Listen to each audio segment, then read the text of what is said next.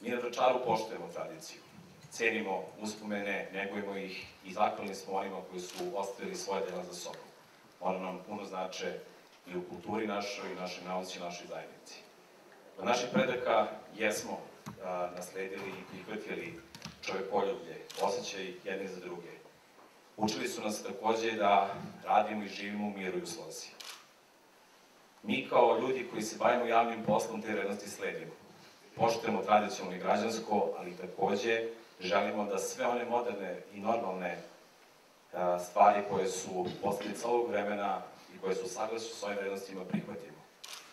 Inspirisani zaista jednostavnim motivima, a to je verom i ljubavlju, odgovornošću u poslu koji radimo, mi se sa našim sugrađanima trudimo da ovaj posao radimo na najbolji mogući način za dobrobit svih i da ovo mesto bude najbolje mesto za život uvek. Mi ulažemo u naše škole, u našu decu. Obrazovanje i vaspitanje dece su veoma visoko rangirane vrednosti u našem sistemu vrednosti. Mi se brinemo i pružamo pomoć i trudimo se uvijek da pružimo pomoć svim onima kojima je pomoć neophodna. Mi želimo i težimo da naši vračarski seniori koji su u svom starostnom dobu da imaju dostojanstvenu starost, a da od njih svo znanje i iskustvo koje imaju prenesu na nas, na naše mlađe generacije. Kao i do sada, mi ćemo odgovorno da nastavimo da se ponašamo u ovom javnom poslu kojim se bavimo i koji radimo.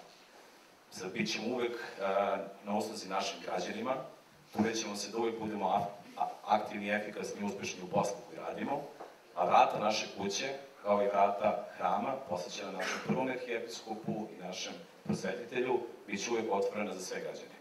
Dragi svi, ja vam od srca želim srećan praznik, veliki praznik, želim vam svima zdravlje, ličnu sreću, prosperitet, vama i vašoj porodici na privatnom i poslovnom planu.